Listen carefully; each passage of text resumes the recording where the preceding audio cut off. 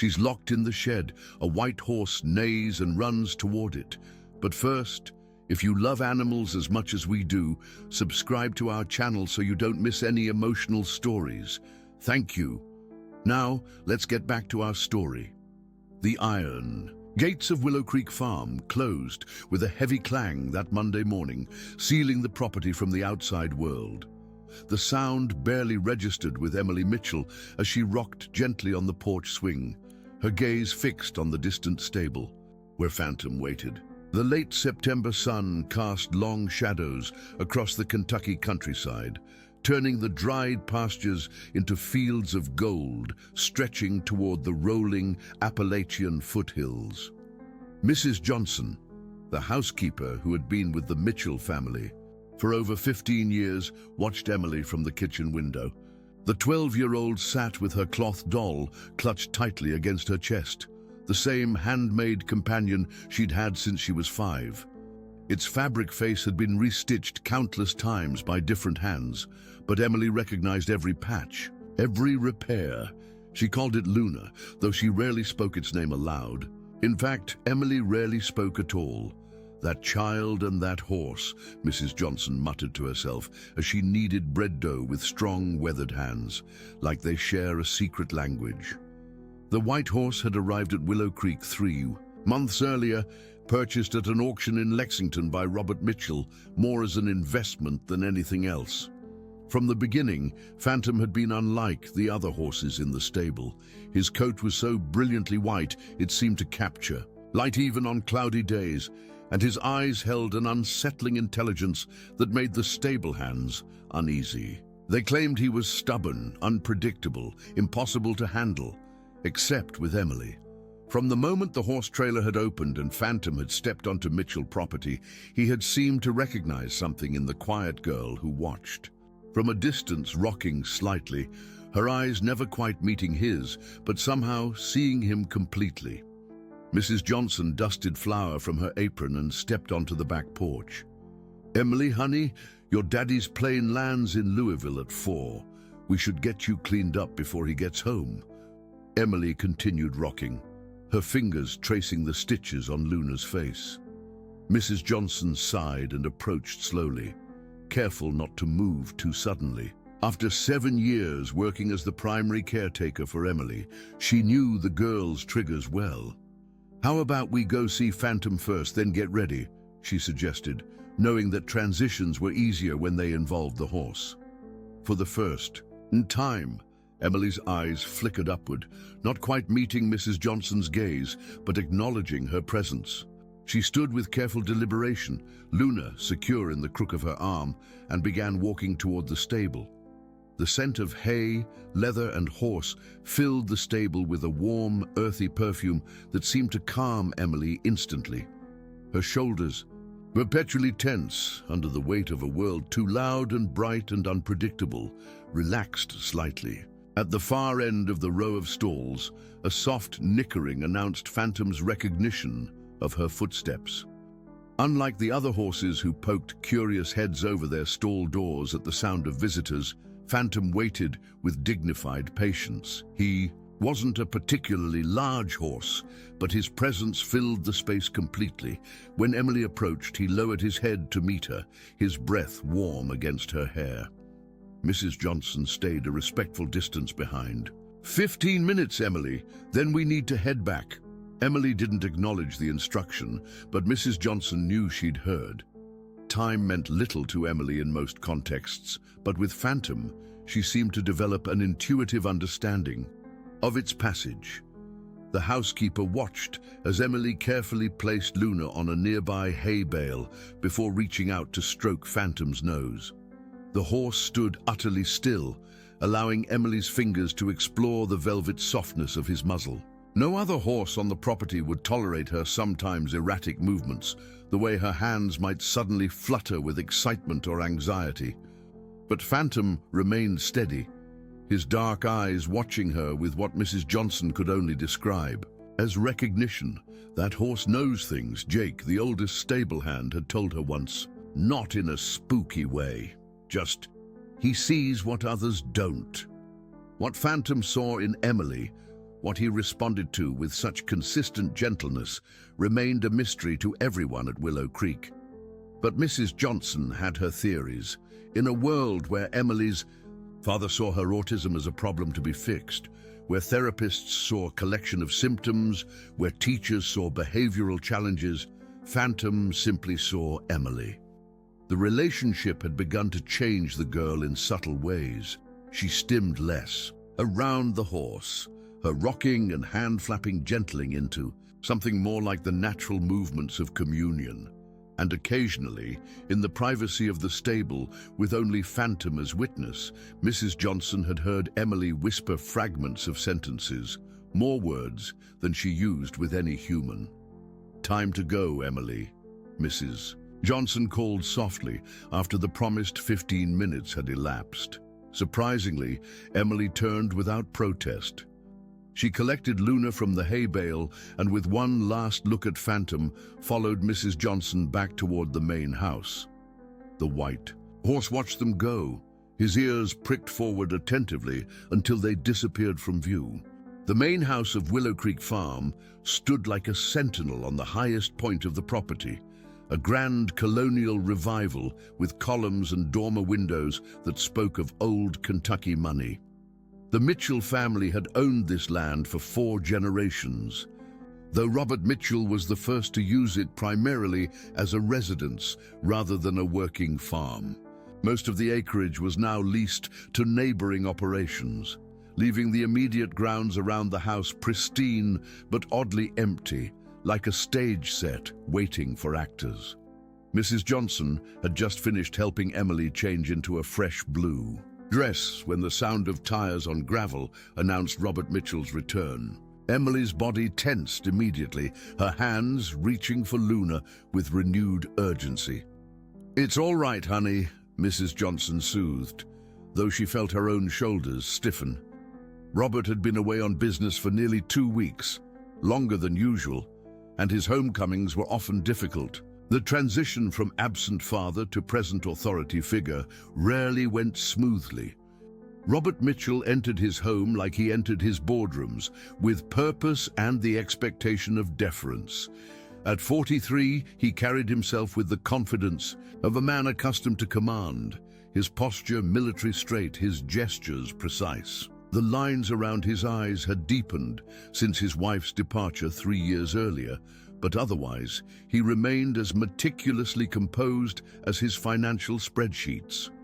"Elizabeth," he greeted Mrs. Johnson formally, though she had asked him countless times to call her Liz. "How are things?" "Just fine, Mr. Mitchell. Emily's had a good week. She's been spending time with Phantom, and Miss Peterson from the school says her focus has improved." Robert nodded absently, his attention already shifting to his tablet where emails accumulated with relentless urgency. "Any incidents I should know about?" "No, sir. It's been quiet."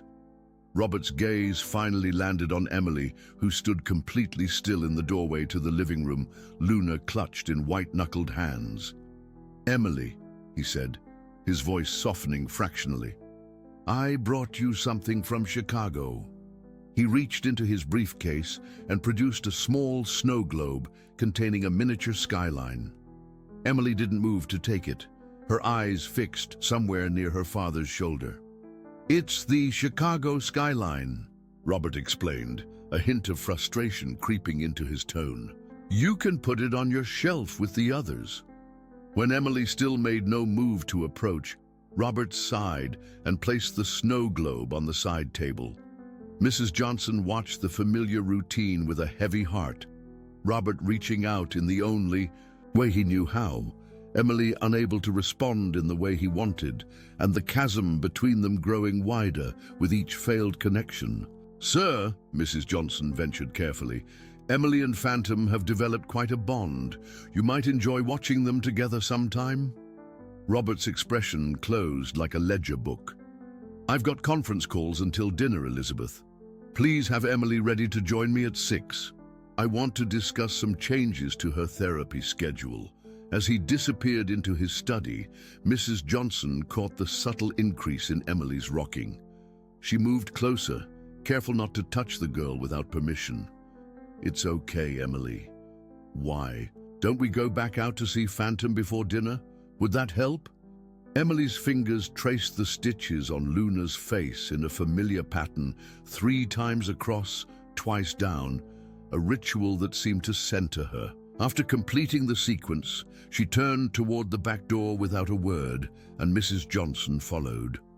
The sun hung low on the horizon now, casting the white horse in gold as he grazed in the paddock.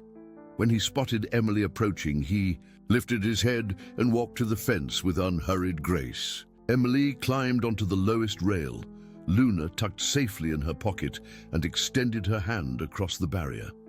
Mrs. Johnson watched as Phantom pressed his muzzle against Emily's palm. The girl's breathing, which had grown rapid and shallow in her father's presence, gradually steadied to match the horse's deep, rhythmic exhalations. "He knows what you need, doesn't he?" Mrs. Johnson murmured, more to herself than to Emily. The evening light caught in Phantom's mane, turning each strand into a filament of fire.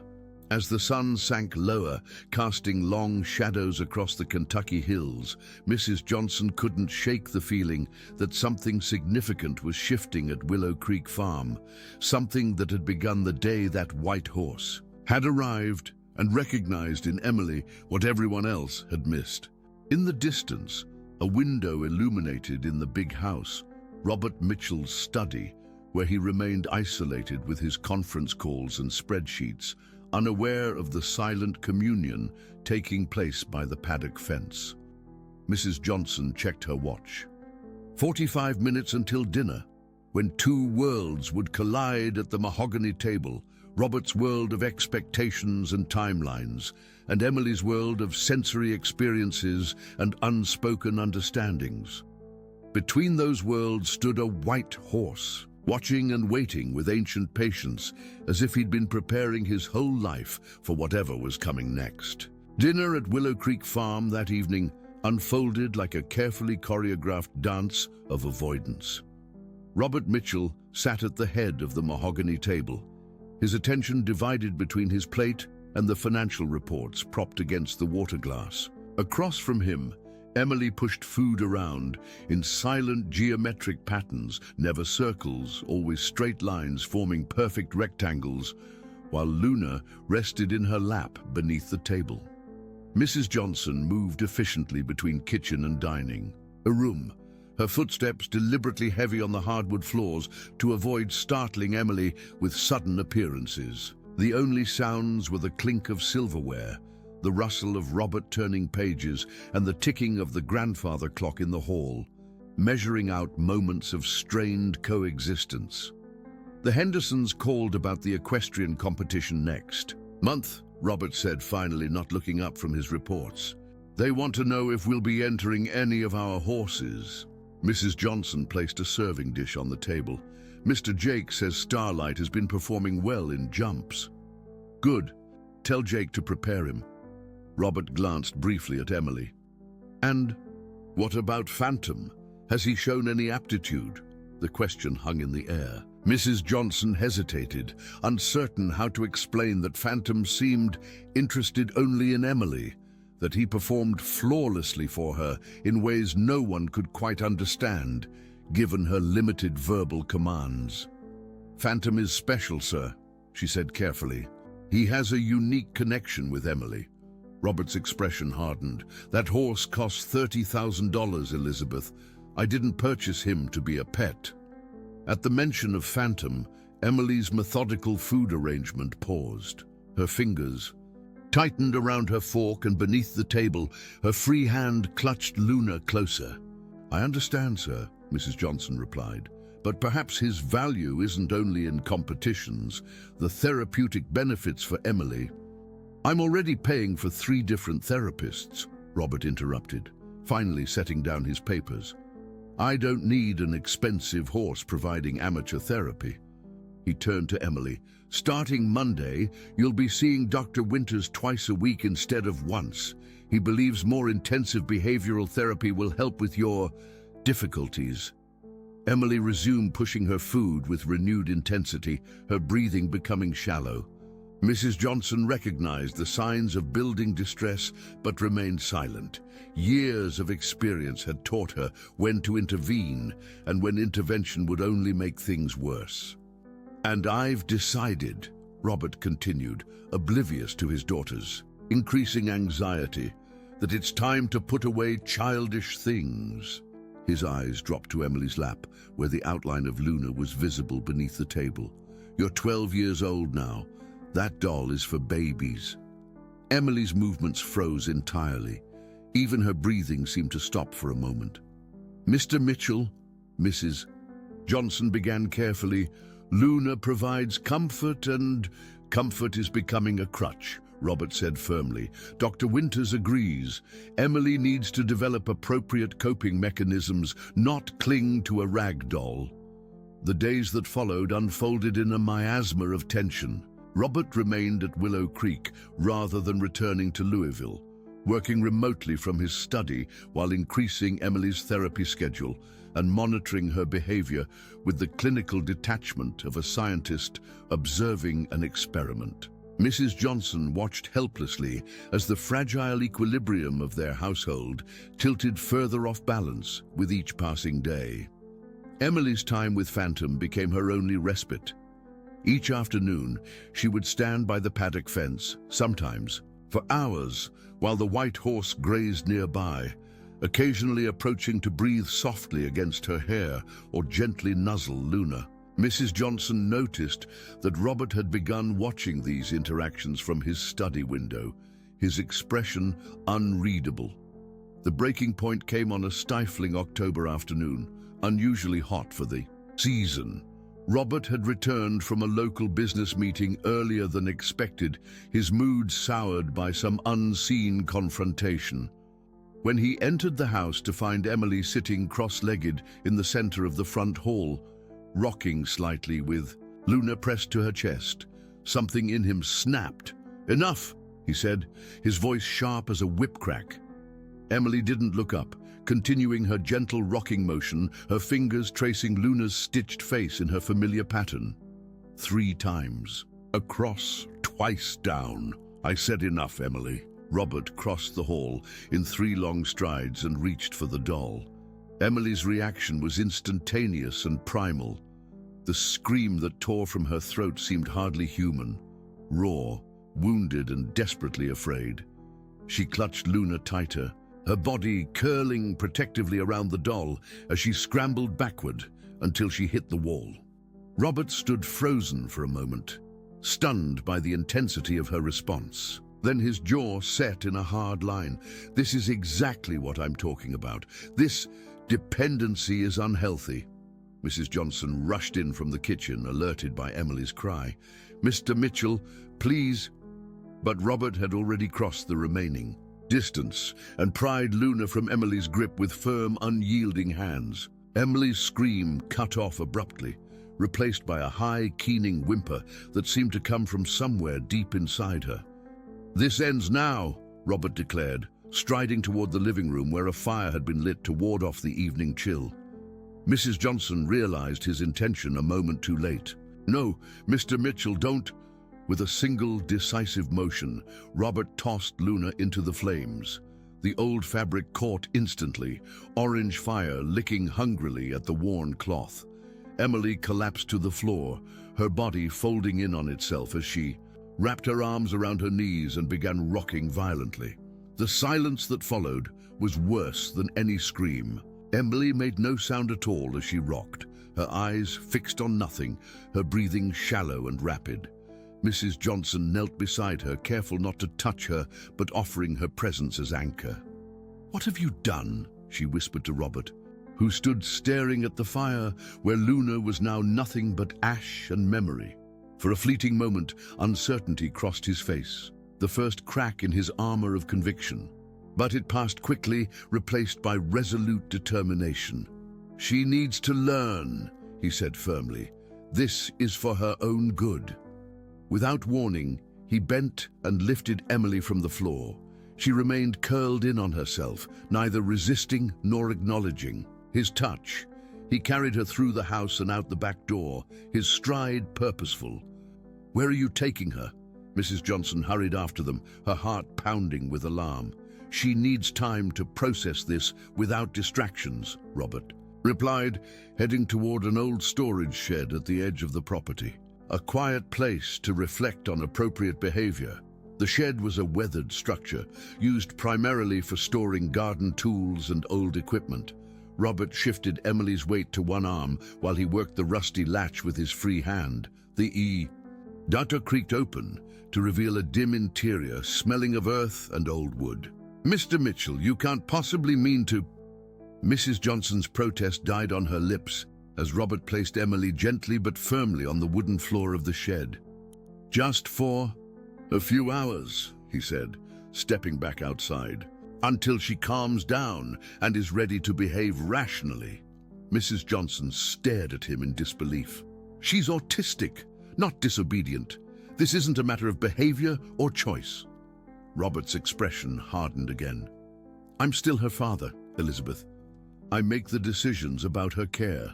He closed the shed door and secured the latch. "She'll be fine. Check on her in an hour." As Robert strode back to the house, Mrs. Johnson remained by the shed, torn between obedience to her employer and concern for Emily. Through the weathered wood, she could hear no sound at all, no crying, no movement, just silence. "I'll be right back, honey," she whispered toward the door before hurrying to the kitchen to gather water and a blanket. When she returned, she found she couldn't open the latch. Robert had secured it with a small padlock from the garage. The sun began its slow descent toward the horizon, painting Willow Creek in amber and gold. Mrs. Johnson made 3 separate attempts to convince Robert to release Emily, each rebuffed with increasing irritation. "She needs to learn that tantrums have consequences," he insisted from behind his desk. "Dr. Winters has been quite clear about establishing boundaries. Dr. Winters would never advocate locking a child in a shed." Mrs. Johnson's usual deference had given way to outrage. "Please, Mr. Mitchell, reconsider. This isn't right." 2 more hours was all Robert would concede. "Then we'll see if she's ready to rejoin us," calmly. In the stable, Phantom had grown increasingly restless as the afternoon wore on. Jake reported to Mrs. Johnson that the white horse had begun pacing his stall, ears pricked forward, nostrils flared as if scenting danger. "Never seen him like this," the old stable hand said, scratching his gray, stubbled chin. "Something's got him spooked." As twilight deepened into dusk, Phantom's behavior grew more agitated. He began pawing at his stall door, nickering softly, then with increasing urgency. When Jake approached to check on him, the horse sidled away, eyes fixed on something beyond the stable walls. "Better tell Mr. Mitchell," Jake suggested. "Horse like that could hurt himself if he gets worked up enough." But Mrs. Johnson never had the chance to deliver the message. As night fell over Willow Creek, Phantom's patience apparently ran out. With a strength that belied his elegant frame, he pushed against his stall door repeatedly until the latch gave way with a splintering crack. Jake lunged for the lead rope hanging nearby, but Phantom was already moving, not in panic or fear, but with deliberate purpose. He trotted straight out of the stable and across the darkening field, his white coat gleaming like a beacon in the gathering night. Mrs. Johnson, who had been making her way back to the shed with a flashlight, stopped in astonishment as the horse approached. Phantom slowed as he neared her, acknowledging her presence with a soft whicker before continuing toward the shed where Emily remained imprisoned. "My God," Mrs. Johnson breathed as she realized the horse's destination.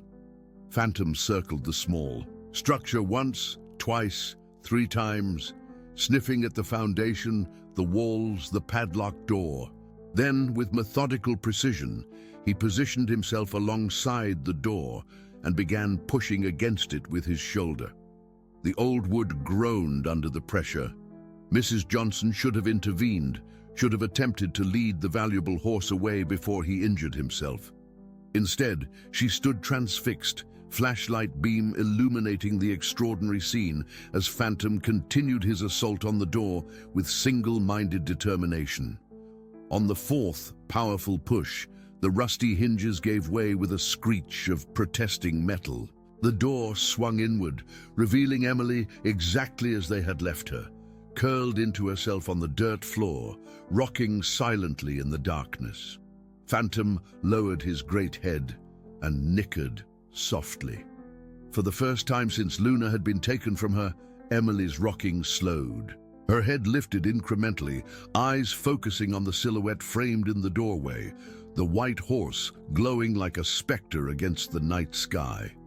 Without hesitation, Emily uncurled herself and rose to her feet.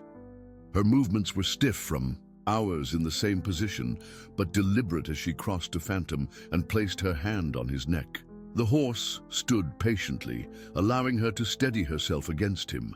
Then, with a gentle nudge of his muzzle, he guided her out of the shed and into the open air. Mrs. Johnson expected him to lead Emily back to the house, but instead, Phantom turned toward the north pasture, away from the lights of the main residence.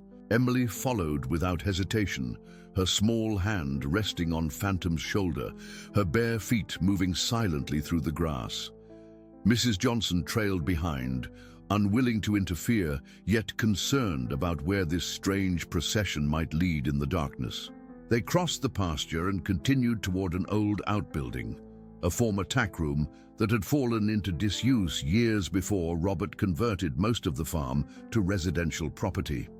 Phantom paused at the weathered door, waiting as Emily fumbled with the simple latch, then followed her inside. Mrs. Johnson hesitated at the threshold, directing her flashlight beam into the musty interior. Dust motes danced in the light, disturbed by their entrance after long stillness. Phantom moved with surprising delicacy through the cramped space, careful not to bump Emily as she began methodically examining the shelves and cabinets that lined the walls. From a high shelf, she pulled down a wooden box filled with odds and ends from the farm's working days, leather scraps, harness buckles, and remnants of fabric. With trembling fingers, Emily sorted through these artifacts until she withdrew a small piece of striped cloth, unmistakably similar to the material that had formed part of Luna's dress. Mrs. Johnson understood immediately. Years ago, she had made several dolls for the children of farm workers, using the same patterns and materials she'd later used for Luna. This forgotten scrap was evidence that something of Luna might survive after all. Emily clutched the fabric to her chest, her breathing steadying for the first time in hours. In the beam of the flashlight, Mrs. Johnson saw the girl's eyes, no longer vacant but focused, determined, alive with purpose. From the main house, a shout carried across the darkened fields. Robert had discovered Emily's absence. Flashlight beams began sweeping the property as he organized a search, his voice raised in alarm and anger. Phantom's ears flicked toward the sound, but he made no move to return. Instead, he positioned himself between Emily and the door, his stance protective and resolute. In the dim light, Mrs. Johnson could have sworn the horse's eyes met hers in silent communication, a guardian acknowledging an ally in the protection of something precious and fragile. As Robert's shouts grew closer, Mrs. Johnson made her decision. She stepped fully into the tack room and closed the door behind her, joining Emily and Phantom in the dusty sanctuary where something new and important was beginning to take shape. Robert Mitchell's voice carried across the darkened property, a mixture of command and creeping fear. The methodical sweeps of flashlights carved geometric patterns through the night as stable hands and groundskeepers joined the search for Emily. From inside the old tack room, the beams appeared as distant fireflies, drawing gradually closer. "We should go to them," Mrs. Johnson said softly, though she made no move toward the door. "He's worried sick."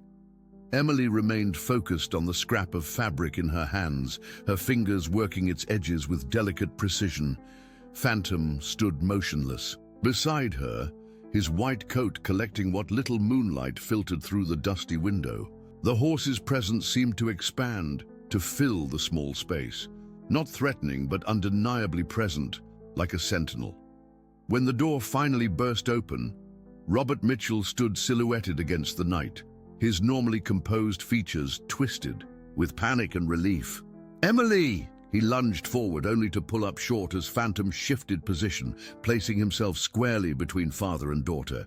The movement wasn't aggressive. Phantom made no threatening gesture, no pinned ears or bared teeth, but the message was unmistakable. "What the hell is going on here?" Robert demanded, his relief rapidly converting back to anger. "Elizabeth, get that horse out of here and bring Emily to the house immediately." Mrs. Johnson remained where she was, suddenly aware that they had reached a critical juncture. "I don't think Phantom will let anyone take Emily right now, sir." "It's a horse, not a bodyguard," Robert snapped. He reached for the lead rope hanging by the door, but as he stepped forward, Phantom's posture shifted subtly, still not threatening, but absolutely immovable. For perhaps the first time in his adult life, Robert Mitchell found himself facing a will as intractable as his own. His gaze moved from the horse to his daughter, who continued to examine the fabric scrap with intense concentration, seemingly oblivious to the confrontation unfolding around her. "What is that she's holding?" he asked, his voice dropping to a whisper. Mrs. Johnson chose her words carefully.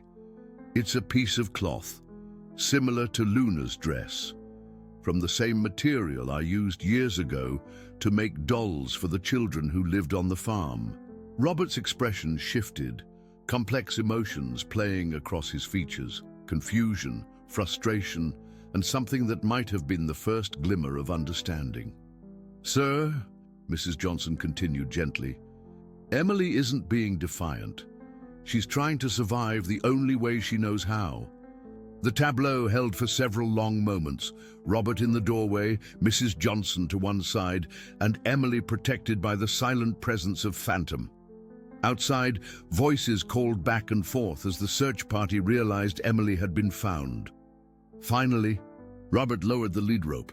"It's cold out here," he said, his voice carefully neutral. "Everyone back to the house." Mrs. Johnson expected resistance, but to her surprise, Phantom stepped aside as Emily rose to her feet, the fabric still clutched in her hand. The white horse followed at a respectful distance as they made their way across the moonlit fields, toward the warmly lit windows of Willow Creek's main house. Inside, Robert dismissed the search party with brusque thanks, then stood awkwardly in the kitchen as Mrs. Johnson prepared hot chocolate for Emily. The girl sat at the table, still focused on the fabric scrap, her movements calmer now, but no less intent. Is she going to speak?" Robert asked quietly. Mrs. Johnson shook her head. "Not tonight, maybe not tomorrow. Trauma doesn't resolve that quickly, Mr. Mitchell." The word trauma seemed to hit Robert physically. He flinched, then sank into a chair across from Emily. "I was trying to help her," he said, more to himself than to Mrs. Johnson. "The therapists all say she needs to develop independence, to move beyond comfort objects. With all due respect, sir, forcing independence isn't the same as nurturing it." Mrs. Johnson placed a mug of hot chocolate near Emily's hand. "And comfort isn't weakness, it's human." Robert watched his daughter, really seeing her perhaps for the first time in years. The careful way she handled the fabric, the methodical precision of her movements, not random or meaningless, but purposeful in their own way. "What does she want with that scrap?" he asked finally. Mrs. Johnson considered her answer carefully. "I believe she wants to rebuild what was lost. Not exactly as it was, but something to hold on to." After Emily had been settled in her room for the night, the fabric scrap tucked carefully under her pillow, Robert Mitchell retreated to his study. Mrs. Johnson found him there an hour later, surrounded by open books and his laptop displaying multiple browser tabs. "Sir?" she ventured. "Is there anything else you need tonight?" Robert looked up, his eyes red-rimmed from strain or emotion. "Perhaps both. I've been reading about autism," he said, gesturing to the scattered materials. "Not just the clinical papers. You from Dr. Winters, but accounts from autistic adults." personal experiences. He ran a hand through his hair, a rare gesture of dishevelment from the normally composed businessman. I didn't understand. Mrs. Johnson remained silent, sensing he wasn't finished. I thought I was helping her, he continued. I thought if I pushed hard enough, she would adapt, overcome. Isn't that what fathers are supposed to do? Help their children overcome obstacles? Some obstacles aren't meant to be overcome, Mr. Mitchell, Mrs. Johnson said gently. Sometimes they're just different paths.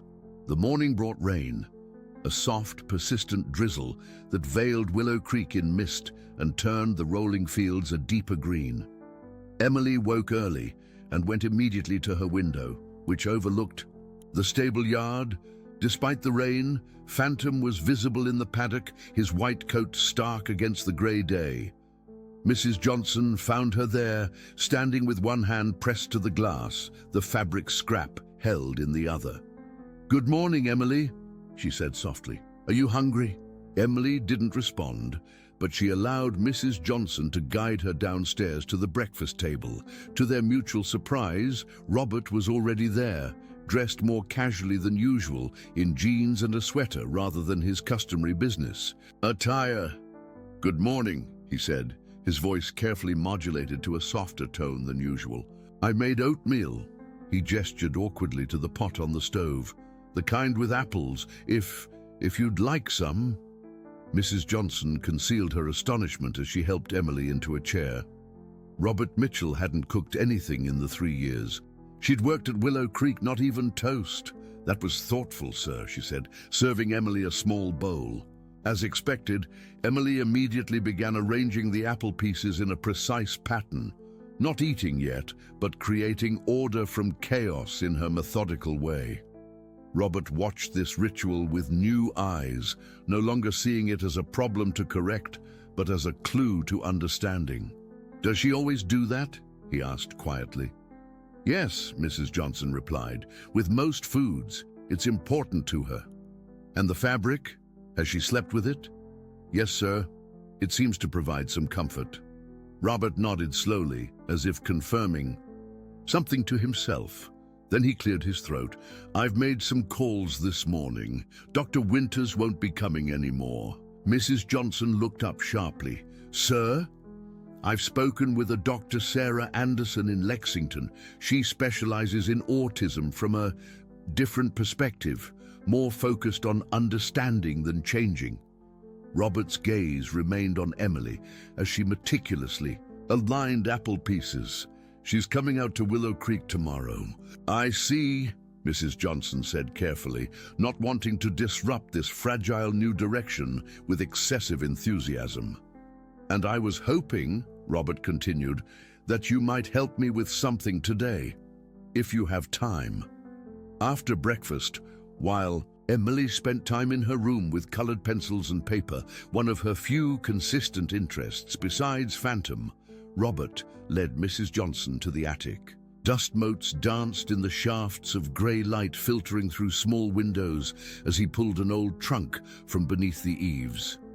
"These were Caroline's things," he said, referring to his long-absent wife.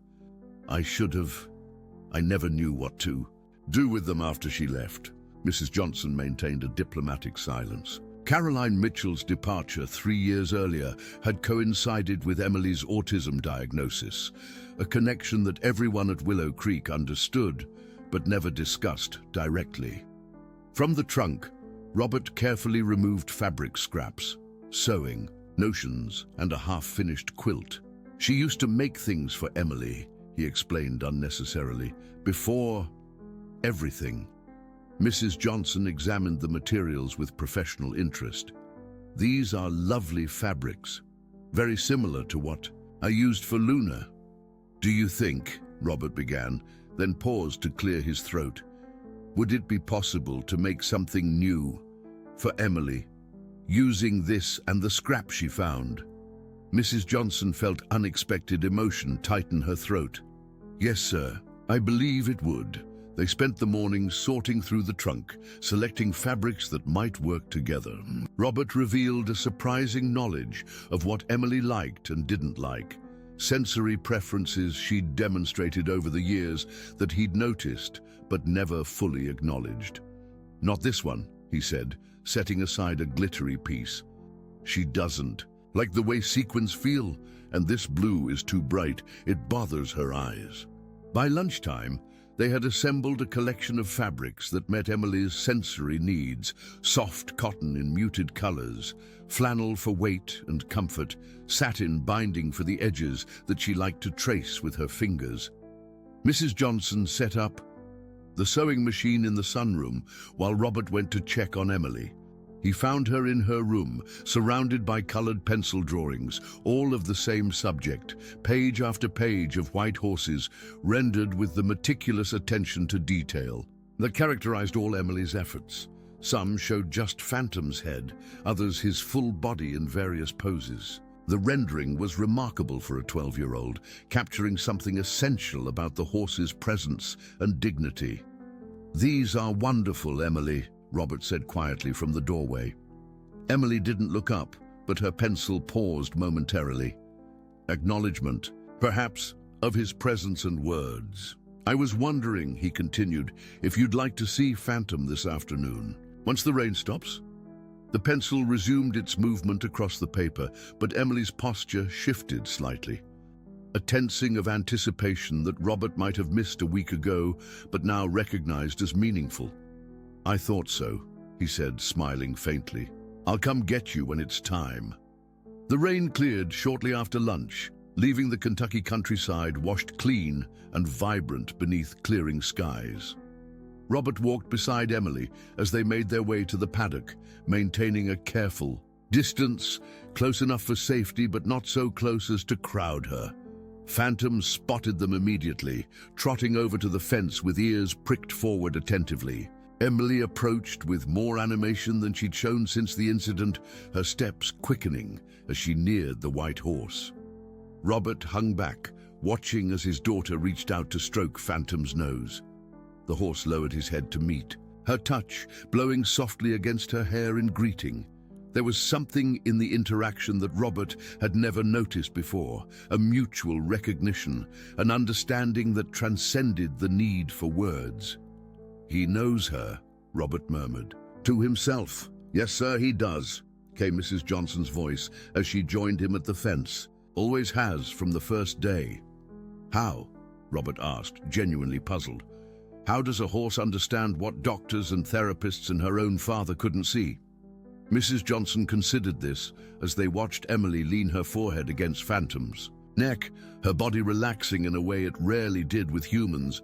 "Animals don't have expectations, Mr. Mitchell. They take what's given and respond to what is, not what they think should be."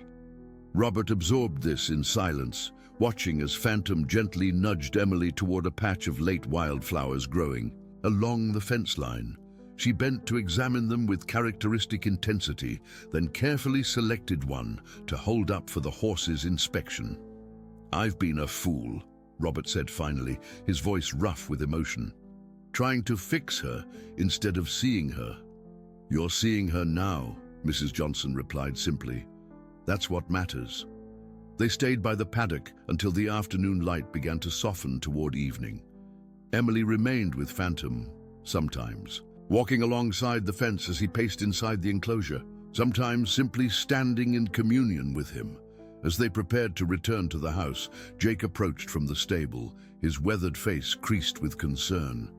"Mr. Mitchell," he said, nodding respectfully, "got a call from the Henderson place.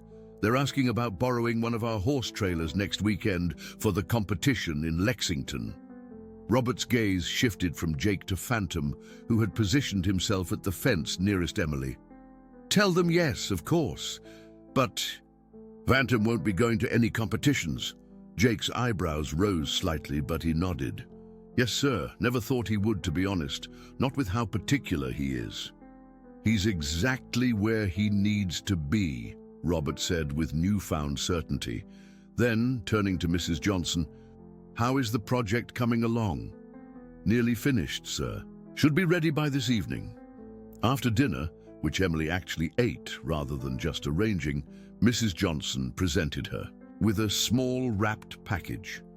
Emily took it cautiously, her fingers testing the paper's texture before carefully removing it. Inside was a new doll, not an exact replica of Luna, but a creation that honored her memory while being entirely its own entity. The body was made from the softest flannel, weighted with rice to give it a comforting heft. The clothes were fashioned from the fabric selected from Caroline's trunk, with the striped scrap Emily had found incorporated as a dress. The face was simple, embroidered features rather than buttons that might come loose, but expressive in its minimalism. Emily's reaction was subtle, but profound. She lifted the doll with reverent hands, her fingers exploring every seam, every texture with methodical thoroughness.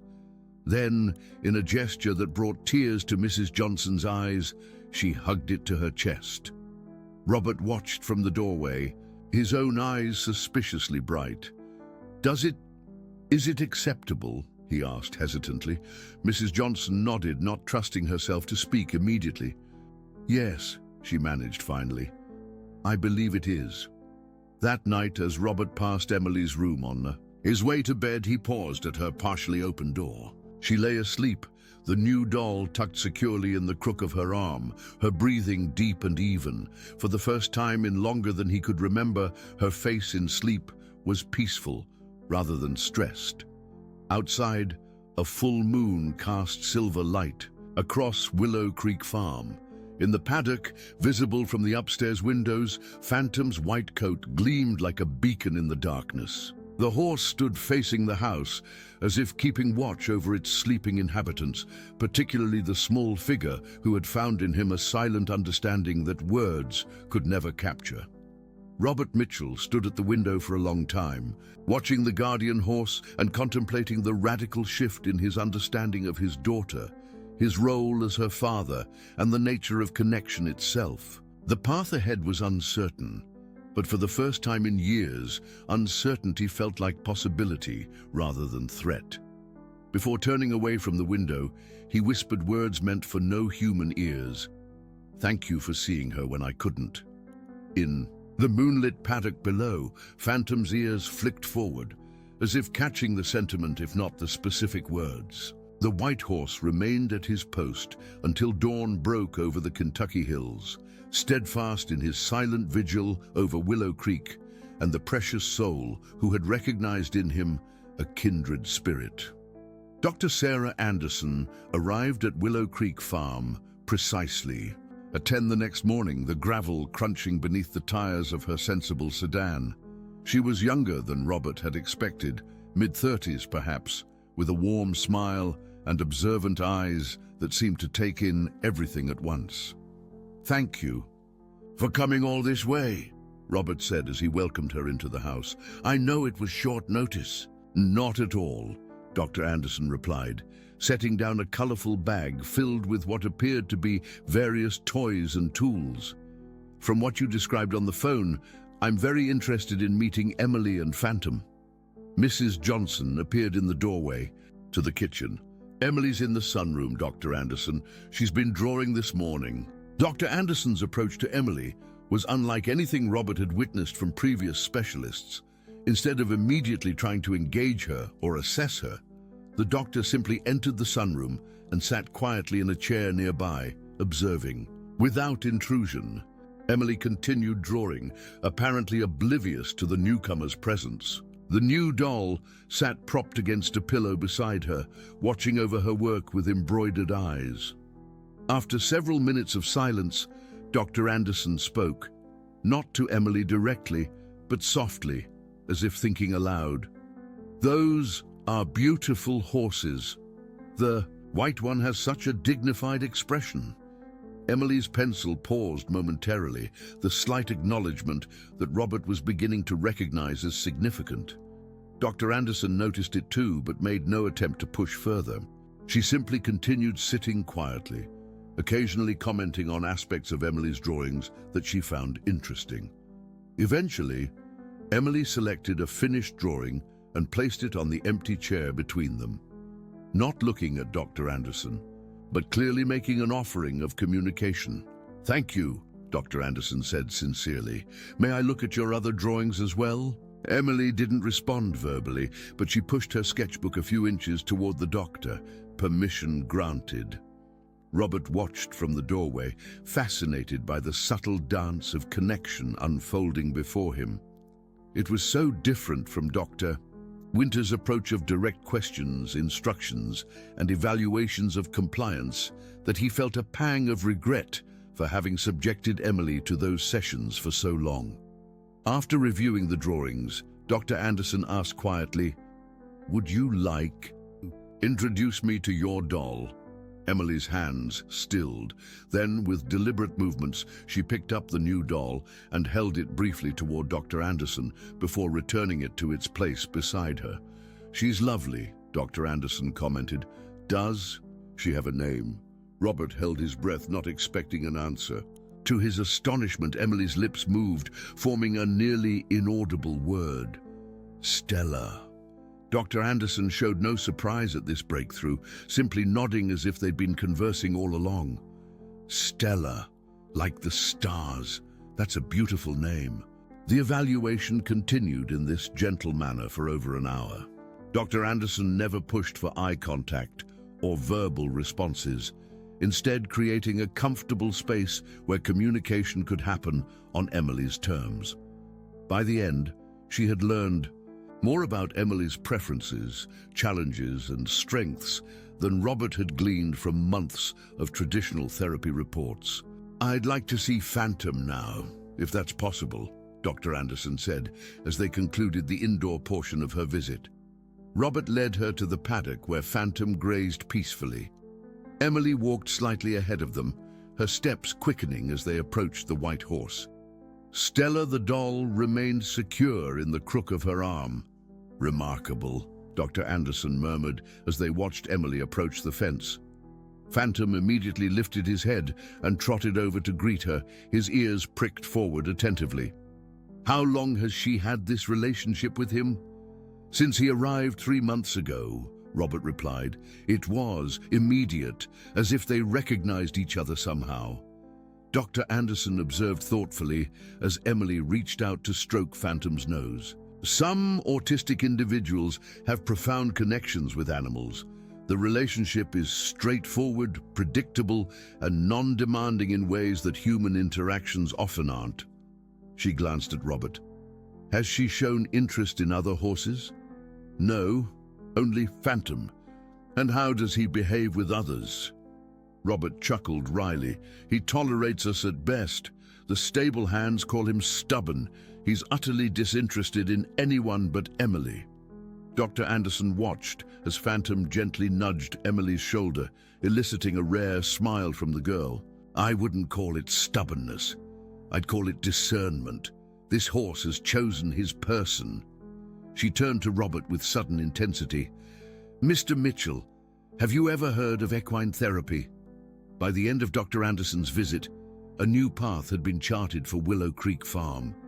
The doctor provided Robert with resources on sensory processing, communication alternatives, and autism acceptance, rather than compliance-focused behavioral modification. Most significantly, she connected him with a certified equine therapist who could help formalize and expand the natural therapy Phantom was already providing. "Emily is exactly who she's meant to be," Dr. Anderson told Robert as she prepared to leave. "Our job isn't to change her, but to build bridges that honor her way of experiencing the world while helping her navigate ours." Robert stood on the porch long after Dr. Anderson's car had disappeared down the long driveway, contemplating the profound shift in perspective her visit had catalyzed. From the paddock came the sound of Emily's voice, not speaking words but humming a tune he hadn't heard in years, a lullaby Caroline used to sing. The weeks that followed brought changes to Willow Creek Farm, subtle at first, then increasingly visible. Robert converted his home office into a sensory room for Emily, with weighted blankets, textured surfaces, and muted lighting that could be adjusted to her comfort level. His business calls moved to a repurposed guest room, and for the first time in years, he began working shorter days, arranging his schedule around Emily's needs rather than demanding she adapt to his. Mrs. Johnson watched these transformations with quiet satisfaction, offering support and suggestions, but never intruding on the delicate rebuilding of father and daughter's relationship. She noticed that Robert had begun spending time in the stable each morning, not interacting directly with Phantom, but simply being present, observing, learning from the horse's patient approach to Emily. 1 month after Dr. Anderson's visit, Amy Wilson, the certified equine therapist, became a regular presence at Willow Creek. She worked primarily with Emily and Phantom, but occasionally brought her own therapy horses for sessions with other local children on the spectrum who had begun visiting the farm twice weekly. Robert's initial hesitation about opening his private sanctuary to others had dissolved at the sight of Emily showing another non-verbal child how to offer an apple to Phantom. It wasn't a typical interaction, no eye contact, no words exchanged, but the shared experience created a connection that transcended conventional communication. The old tack room where Emily had found the fabric scrap was renovated and expanded into a comfortable space for the visiting children and their families. Mrs. Johnson created a small library of books and resources on autism, and local parents began to form an informal support network that met at Willow Creek while their children participated in equine therapy sessions. "I never imagined this," Robert confessed to Mrs. Johnson one evening as they watched from the porch while Amy worked with Emily and Phantom in the fading light. "This place was just real estate to me, an investment. Now it's becoming something else entirely." Mrs. Johnson smiled. "It's becoming a home, Mr. Mitchell, for all of you." As autumn deepened toward winter, the Kentucky hills blazed with color before gradually fading to the muted browns and grays of the approaching cold season. Emily continued to progress in her own way, not according to developmental charts or standardized assessments, but in meaningful connections and moments of joy. Her vocabulary remained limited, but the words she chose to speak carried weight precisely because they were so carefully selected. "Phantom," she would say clearly when calling for the horse. "Stella," when reaching for her doll. And, most significantly to Robert, Dad, spoken softly but directly, usually when they sat together in the evenings, looking through horse books or simply existing in comfortable silence. The first real snow came in early December, transforming Willow Creek into a wonderland of white. Emily stood at her bedroom window that morning, watching as Phantom pranced through the pristine blanket covering his paddock, his breath creating clouds in the cold air. "Beautiful," she said, pressing her hand against the glass.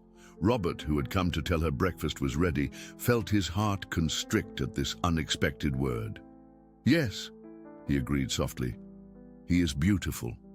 Emily turned slightly toward him, not quite making eye contact, but acknowledging his presence more directly than usual. "Outside?" she asked.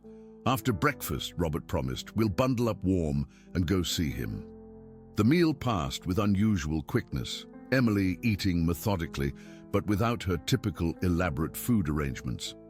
Her eagerness to get outside was evident in the subtle bouncing of her foot beneath the table, a new expression of excitement that had emerged as she became more comfortable in her environment. Mrs. Johnson helped them layer up against the cold: thermal underwear, wool sweaters, insulated coats, scarves, and gloves. Emily allowed the process with uncharacteristic patience, even as the multiple textures and pressures of winter clothing created sensory challenges. Outside, the world had been transformed into a hushed cathedral of white. Their boots crunched through fresh snow as they made their way to the paddock where Phantom waited, his coat a stark contrast against the winter landscape. Emily moved ahead, approaching the fence with Stella secure in her pocket. Phantom came to meet her immediately, blowing warm breath that condensed in the cold air. Robert hung back, giving them their moment of greeting. But then something unexpected happened, something that would remain etched in his memory forever. Emily turned back toward him and extended her hand. "Dad," she said clearly, "come." He approached slowly, hardly daring to breathe lest he disrupt this precious moment of invitation. When he reached them, Emily took his gloved hand and placed it on Phantom's neck beside her own smaller one. The three of them stood connected in the silence of the snow-covered morning, father, daughter, and the white horse, who had somehow bridged worlds that had seemed impossibly distant only months before. "Thank you," Robert whispered, not sure if he was addressing Emily, Phantom, or some greater force that had orchestrated this journey of understanding. Emily didn't reply with words, but she leaned slightly against his side, the briefest touch, but intentional and meaningful. Above them, the winter sky stretched clear and limitless, promising that even in the coldest season, warmth could be found if one knew where to look for it.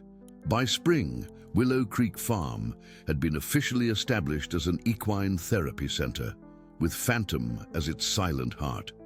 The old storage shed, the site of Emily's traumatic imprisonment, had been demolished and replaced with a sensory garden designed with input from Dr. Anderson and the growing community of families who found healing on the property. Robert had partnered with the University of Kentucky's equine program to create scholarships for students interested in animal-assisted therapy, and local businesses had begun sponsoring sessions for families who couldn't afford the costs. On a warm April afternoon, as wildflowers painted the hills with splashes of color, Robert sat on the porch with Mrs. Johnson, watching as Emily led Phantom through a simple obstacle course designed by Amy. The white horse moved with careful precision, attentive to Emily's subtle cues in a dance of mutual trust that required no words. "She's teaching a workshop next week," Robert said with quiet pride. "Emily, I mean, for other kids who want to connect with the horses, Amy will facilitate, but it was Emily's idea." Mrs. Johnson smiled. "She's found her voice." "Not the one I expected," Robert acknowledged, "but the one she needed." From across the property came the sound of laughter as another child successfully completed a task with one of the therapy horses. The farm had become a place of joy and healing, not just for Emily, but for dozens of families who had previously felt isolated and misunderstood. "I got a call from Carolyn yesterday," Robert said after a comfortable silence. The mention of his ex-wife's name no longer carried the edge of bitterness it once had. "She's seen the website for the center, wants to visit next month." Mrs. Johnson raised an eyebrow. "How do you feel about that?" Robert considered the question seriously. "Hopeful," he decided, "for Emily's sake primarily, but also, I want her to see what her daughter has created here, what she's capable of." As sunset approached, casting long golden light across the Kentucky countryside, Emily and Phantom completed their session and made their way toward the house. The white horse followed freely, no lead rope necessary. His steps matched perfectly to Emily's pace. Robert went to meet them, carrying a basket of fresh apples, Phantom's favorite treat, and a ritual that Emily insisted upon at the end of each day. "Good work today," he told his daughter as she selected an apple to offer the horse. Emily nodded, her focus on the careful transfer of the apple from her hand to Phantom's gentle lips. Then she looked up, meeting her father's eyes briefly but directly, a gift she offered more frequently now, though still precious in its rarity. "Home," she said simply, patting Phantom's neck before turning toward the house where lights glowed warmly in the gathering dusk. Robert followed, his heart full with the simple profundity of that word. Behind them, Phantom watched until they reached the porch, his white coat gleaming like a beacon in the fading light, a silent guardian who had shown them all the power of presence over words, of acceptance over change, of seeing rather than merely looking. As stars began to appear in the Kentucky sky, Willow Creek Farm settled into the peaceful rhythms of evening. Not perfect, not without challenges, but aligned now with the needs and strengths of all who called it home. The white horse returned to his paddock, secure in the knowledge that his chosen person was safe, understood at last by those who had once tried to reshape her into something she was never meant to be. In the distance, a car turned onto the long driveway. Another family arriving for a weekend retreat at the farm. Another opportunity for connection, for understanding, for the unique magic that happens when humans and animals find common ground in silence, more eloquent than words. The iron gates of Willow Creek stood open now, welcoming all who sought the healing to be found within, a transformation as profound as the changing seasons, as enduring as the hills themselves, and as quietly miraculous as the bond between a silent white horse and the girl who had taught her father the most important lesson of his life, that love speaks most clearly when it listens first. Dear listeners, we hope that Emily and Phantom's journey has touched your heart as deeply as it has touched ours. If you found yourself moved by the silent connection between a special girl and her guardian horse, please subscribe to our channel for more stories that remind us of the extraordinary healing that can happen in the most unexpected ways. Leave a like if Phantom's protective spirit inspired you, and share in the comments which moment brought tears to your eyes. Remember, sometimes the greatest understanding comes not from words, but from the silent presence of those who truly see us.